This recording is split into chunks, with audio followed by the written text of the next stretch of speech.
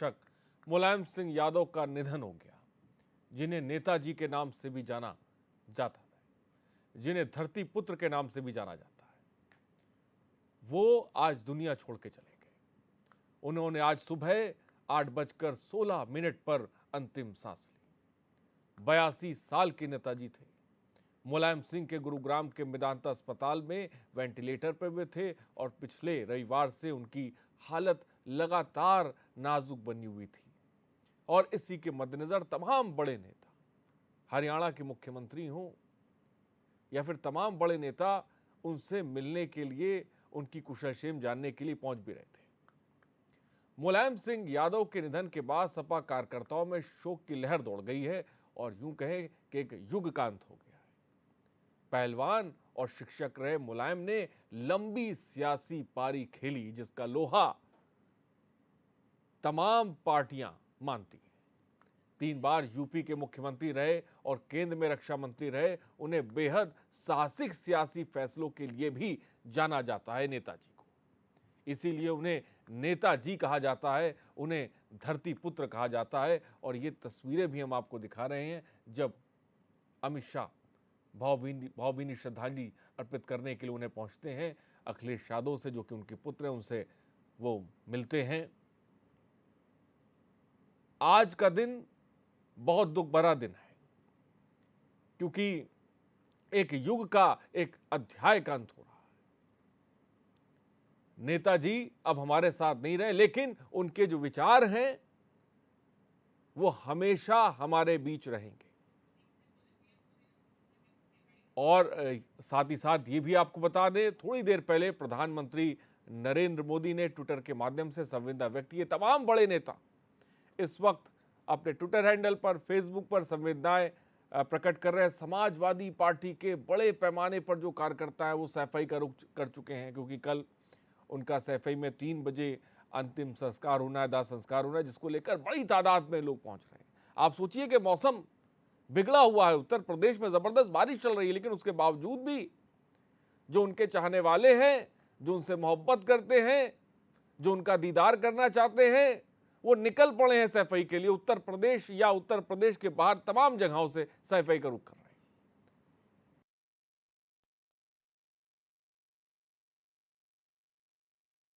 मैं यहां आ रहा था तो एक दुखद खबर भी मिली।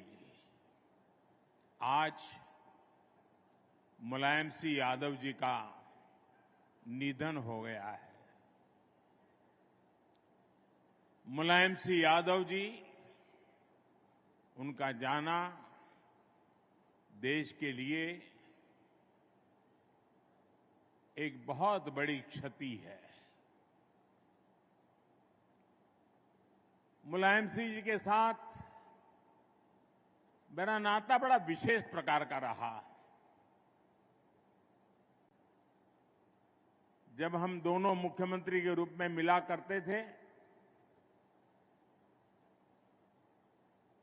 वे भी और मैं भी दोनों के प्रति एक अपनत्व का भाव अनुभव करते थे। और 2014 में जब भारतीय जनता पार्टी ने 14 के चुनाव के लिए मुझे प्रधानमंत्री पद के लिए आशीर्वाद दिए, तो मैंने विपक्ष में भी जो लोग थे, जिनसे मेरा पहले से परिचय था, ऐसे कुछ महानुभावों को, जो देश के वरिष्ठ राजनेता थे, राजनीतिक रूप से हमारे विरोधी थे, लेकिन उन सबको फोन करके आशीर्वाद लेने का मैंने एक उपक्रम किया था। और मुझे याद है, उस दिन मुलायम सिंह जी का वो आशीर्वाद, कुछ सलाह के 2 शब्द, वो आज भी मेरी अमानत है। और मुलायम सिंह जी की विशेषता रही कि 2013 में मुझे उन्होंने जो आशीर्वाद दिया था, उसमें कभी भी उतार चढ़ाव नहीं आने दिया। घोर राजनीतिक विरोधी बातें के बीच भी जब 2019 में पार्लियामेंट का आखिरी सत्र था पिछली लोकसभा का, और संसद के अंदर मुलायम सिंह जी जैसे वरिष्ठ नेता, उन्होंने खड़े होकर के पार्लियामेंट में जो बात बताई थी, वही देश के किसी भी राजनीतिक कार्यकर्ता के जीवन में बहुत बड़ा आशीर्वाद होता है। उन्होंने संसद में खड़े होकर के कहा था, कोई लाग लपेट के बिना कहा था, राजनीतिक आटा पाटा के खेल के बिना कहा था। उन्होंने कहा था, मोदी जी सबको साथ लेकर के चलते हैं, और इसलिए मुझे पक्का विश्वास है कि वो 2019 में फिर से चुन करके देश के प्रधानमंत्री बनेंगे।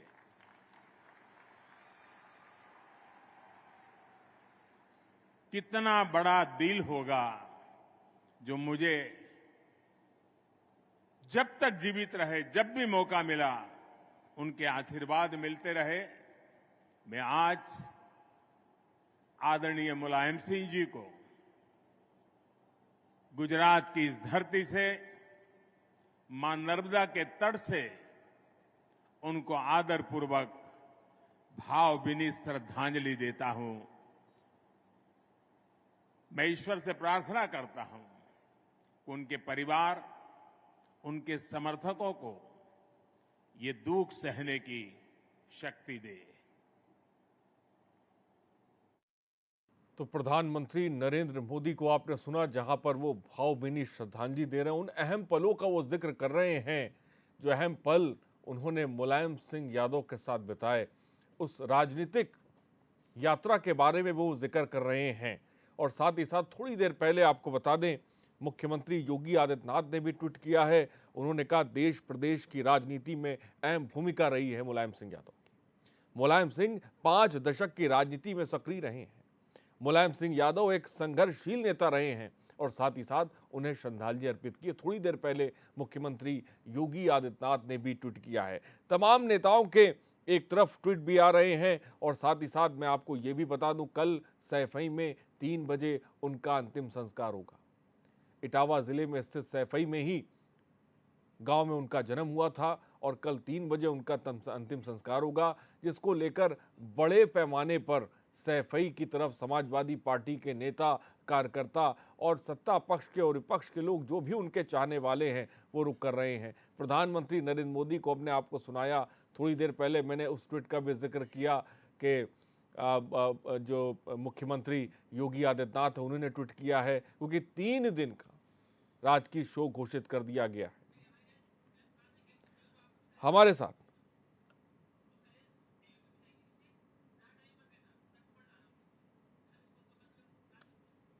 हमारे साथ गेस्ट जुड़ रहे हैं, उनसे आपका तारुफ करा दें। आज इसी पर धरती पुत्र के बारे में, नेताजी के बारे में, आज उनके जीवन को लेकर हम चर्चा करेंगे, जानने की कोशिश करेंगे नेताजी के बारे में। हमारे साथ जय सिंह रावत वरिष्ठ पत्रकार हैं, जुड़ गए, बहुत बहुत स्वागत है आपका। मनीष कुमार हमारे सहयोगी जुड़ गए हैं और हमारे साथ मिथिलेश सिंह भी जुड़ गई हैं, प्रसपा प्रवक्ता हैं, आपका भी बहुत बहुत स्वागत है। सबसे पहले आगाज सीधे शुरुआत करते हैं जय सिंह रावत जी। एक युग का अंत हो गया, किस तरह से देखते हैं? वो विलक्षण प्रवृत्ति के नेता थे। मैं अभी मोदी जी का भाषण आपने सुना, मुझे याद है झांसी में एक बार हमारा यूनियन का राष्ट्रीय अधिवेशन हो रहा था जी, और मुलायम सिंह जी आए, उसमें मुख्य अतिथि आए, सारे पत्रकारों का था राष्ट्रीय बड़ा अधिवेशन, इसमें मेरे का 1001 पत्रकार थे। तो उन्होंने कहा कि देखिए, मेरे इस बारे में कहते हैं लोग, कहते हैं यार तुमको तुम्हारे जो निक्कर वाले दोस्त ज़्यादा होते हैं, हाँ। क्या तुम उनसे दूर नहीं रहते हो? तो फिर उन्होंने पूछा कि देखो, एक एक के नाम दिए, क्योंकि वो यूनियन थोड़ा प्रो आरएसएस थी, प्रो बीजेपी थी। अब यूनियन तो हम पत्रकारों की यूनियन थी। तो उन्होंने कहा, हाँ फला जी, मैं फिर नाम लेना नहीं चाहता हूँ, क्या मैंने कभी आपके साथ भेदभाव किया?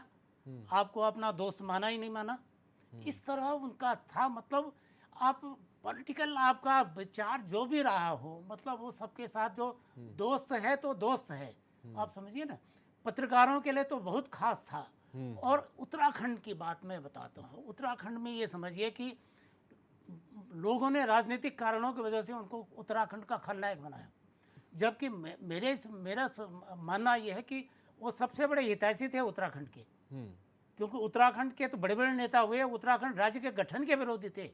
चाहे आप बहुगुणा जी को लो, आप तिवारी जी को लो, आपके पंत जी को लो, जो भी बड़ा नेता, राष्ट्रीय नेता उत्तराखंड का हुआ है, वो उत्तराखंड राज्य का विरोधी था।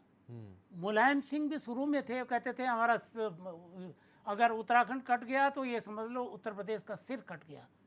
इसका मतलब वो सिर की तरह महत्व देते थे। लेकिन जब राज्य तो पहला जो प्रस्ताव था उत्तराखंड का, तो वो मुलायम सिंह यादव के ज़माने में बना। मुलायम सिंह ने बनाया, उसके लिए 2 कमेटियां बनी थी। एक रमाशंकर कौशिक कमेटी बनी, जिसके सचिव थे RS टोलिया, जो टोलिया साहब चीफ सेक्रेटरी बने उत्तराखंड के बाद में।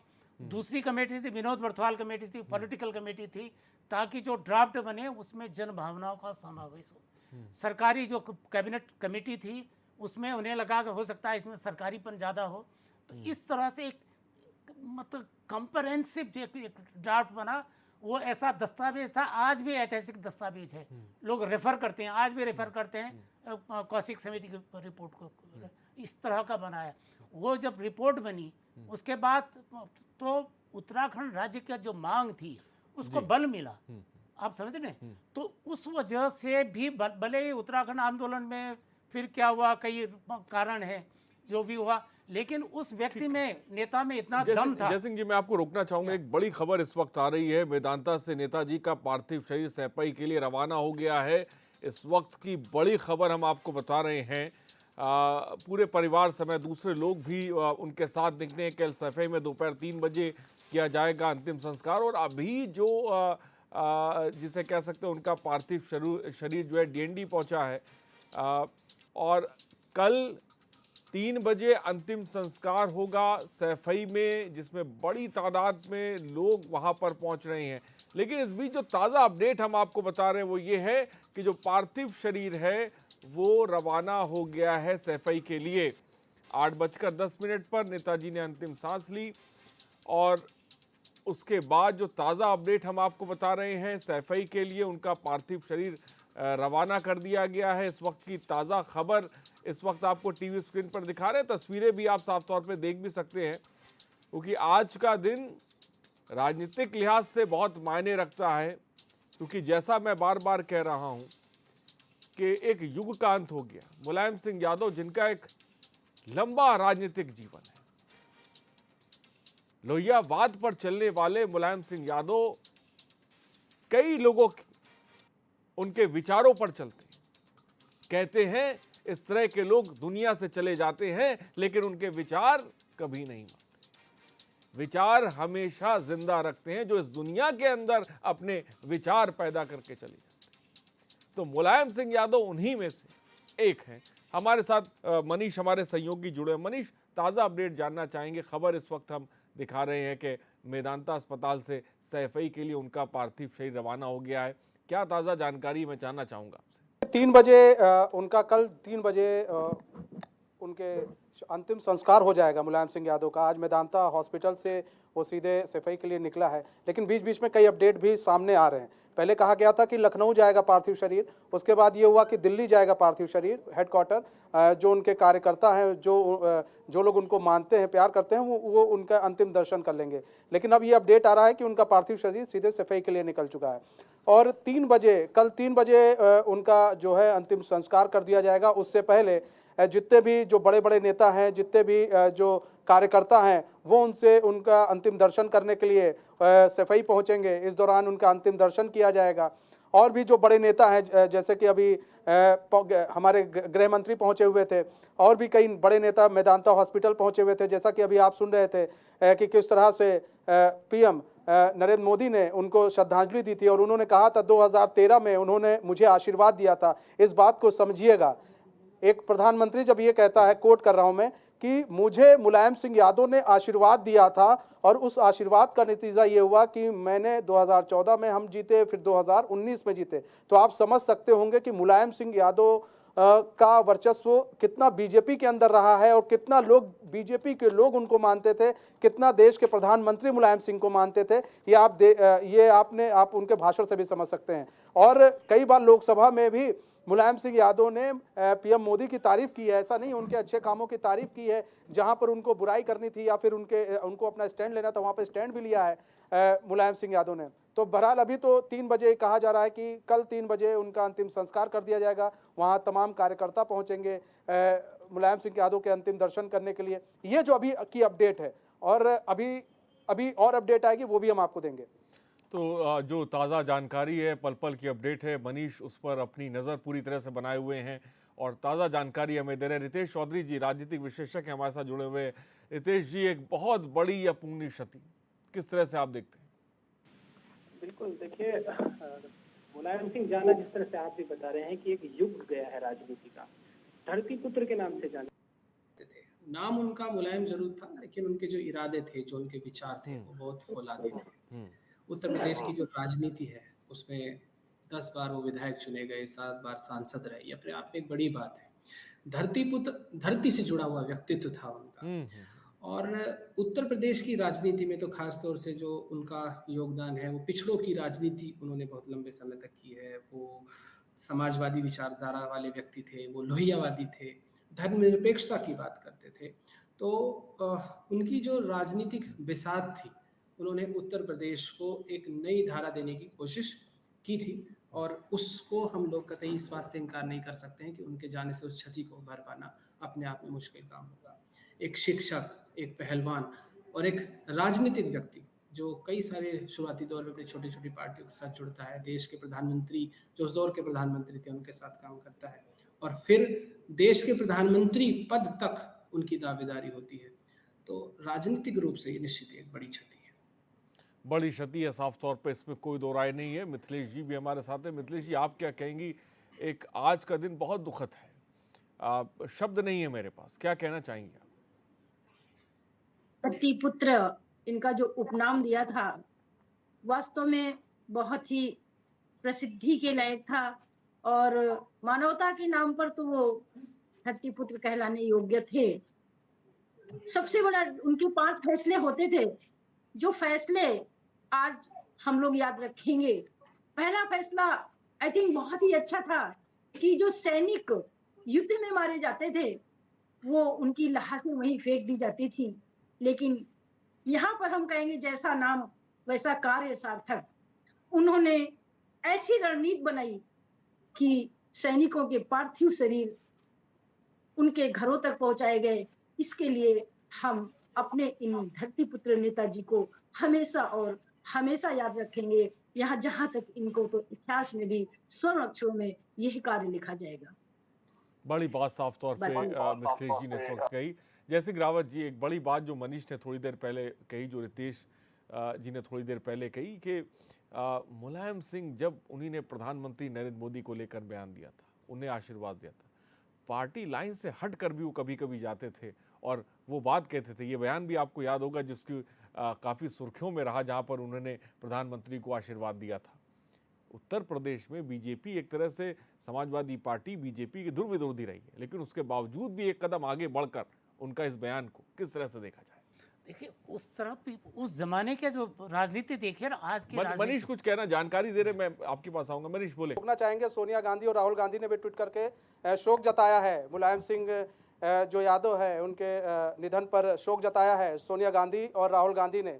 उन्होंने ट्वीट करके कहा है कि बहुत दुख है और सबसे बड़ी चीज़ ये है कि एक राजनीति से जुड़े एक व्यक्ति चले गए हैं और जो एक अपना एक अलग वर्चस्व रखते थे। तो बड़ी खबर आपको बता रहे हैं, सोनिया गांधी और राहुल गांधी ने भी ट्वीट कर शोक जताया है मुलायम सिंह यादव के निधन पर। तो तमाम नेता जो है ट्वीट भी कर रहे हैं। थोड़ी देर पहले हमने प्रधानमंत्री नरेंद्र मोदी को आपको सुनाया, मुख्यमंत्री योगी आदित्यनाथ ने भी ट्वीट किया है, भावभीनी श्रद्धांजलि अर्पित की है। अभी थोड़ी देर पहले सोनिया गांधी ने भी ट्वीट किया, जिसके बारे में मनीष बता रहे हैं। जयसिंह रावत जी बोले। चाहे जमाना उनके बारे में जितना भी कहता था, वो उसका उनको बुरा नहीं लगता था। आपको याद होगा जब अमर सिंह उनसे अलग हुए तो कितनी अनर्गल बातें करते थे। चलो अमर सिंह भी आज स्वर्गीय हो गए, लेकिन कभी उन्होंने रिएक्ट नहीं किया अमर सिंह के बारे में। हमें याद है, हम लोग कई बार लिख देते थे, कुछ भी लिखते।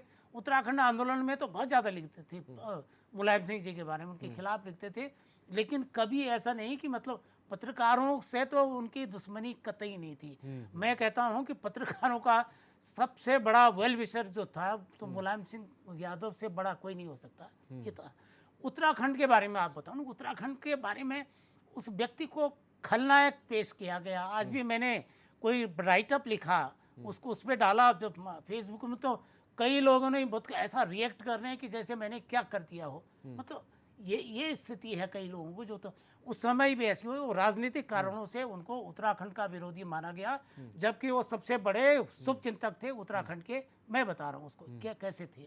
एक तो मैंने अब प्रस्ताव की बात की, उनके बाद 2 बार प्रस्ताव पास हुए उत्तराखंड के। एक बार बीजेपी के ज़माने में हुआ, एक बार मायावती जी के ज़माने में पास हुआ, तो वो फॉर्मेलिटी थी।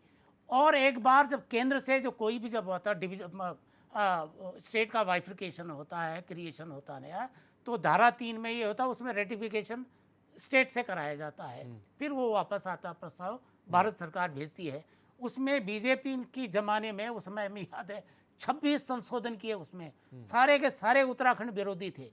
आप समझ रहे हैं? इसके बावजूद भी लोग कुछ बात नहीं हुई। उस मुलायम सिंह ने, जिसने इतना बड़ा डॉक्यूमेंट बनाया, आज भी रमाशंकर कौशिक कमेटी को किया जाए। एक बात। दूसरी बात यह है कि पहली बार उत्तराखंड जब देखो, उत्तराखंड का तो पहले सबसे जो थे गुप्त साहब थे, उन्होंने किया। उत्तराखंड का जो नेता रहा बड़े बड़े, उन्होंने उतना नहीं किया जो उत्तराखंड के बाहर के नेता, चाहे मुलायम सिंह यादव हों या चंद्रभान गुप्त हों या और लोग हों। तो पहला जो उत्तराखंड विकास विभाग था, वो जो मंत्रालय बनाया गया है, उसमें पहला कैबिनेट मंत्री उत्तराखंड के बर्फिया लाल जोटा थे। उससे पहले था वो तो हो गया था, त्रिपाठी जी के ज़माने में हो गया था, लेकिन स्टेट मिनिस्टर तब तक होते थे, इस विभाग को तब तवज्जो नहीं। और उससे बड़ी बात बाद में जब हुई तो उन्होंने कहा नहीं, उत्तराखंड का विकास जो समावेशी विकास हो नहीं रहा है, पहाड़ पिछड़ रहा है, इस वजह से वहाँ मांग, क्योंकि वो पिछड़ रहा है, विकास हो नहीं रहा, इसलिए लोग मांग कर रहे हैं। तो उत्तराखंड के लिए पहली बार एक एडिशनल चीफ सेक्रेटरी सरदार जी होते थे, उसमें आए थे, यहाँ प्रेस कॉन्फ्रेंस होती थी, उनकी नियुक्ति की गई। उसके बाद तो बहुत समय तक भारत सरकार के डीओपीटी ने ये पोस्ट एबॉलिश कर दी थी, एडिशनल चीफ सेक्रेटरी अब तो होने लग गए हैं। तब पहला उत्तराखंड जहाँ एक अपर सचिव लेवल का होता था, उन्होंने एडिशनल चीफ सेक्रेटरी, मतलब इतना पावरफुल वहाँ ब्यूरोक्रेट रख दिया ताकि सारे काम उनके उत्तराखंड के क्विक हो जाए, जल्दी हो जाए। उसके बाद भी रहे प्रमुख सचिव रहे, वो टोलिया साहब रहे और लोग रहे, तो इस तरह वो थे।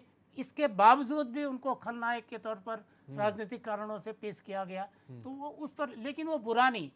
जब मुजफ्फरनगर कांड पर हाई कोर्ट का आया, इलाहाबाद हाई कोर्ट का, तो उन्होंने सार्वजनिक रूप से माफ़ी मांगी। मैं उत्तराखंड वासियों से माफ़ी मांगता हूँ। आप समझे, इतना भी दिल होना चाहिए, कलेजा होना चाहिए किसी राजनेता पे, अपनी गलती के लिए कोई माफ़ी मांग सके। ये क्या आज के राजनीतिकों में है, अपनी गलती करेंगे उसको फिर जस्टिफाई करेंगे, नहीं मैंने यूँ किया था। उन्होंने अनकंडीशनल माफ़ी मांगी। बड़ी बात जयसिंह रावत साहब ने कही, मुलायम सिंह यादव को झुकना भी आता था, माफ़ी भी मांगनी साफ तौर पे आती थी, और तभी वो नेताजी कहे जाते।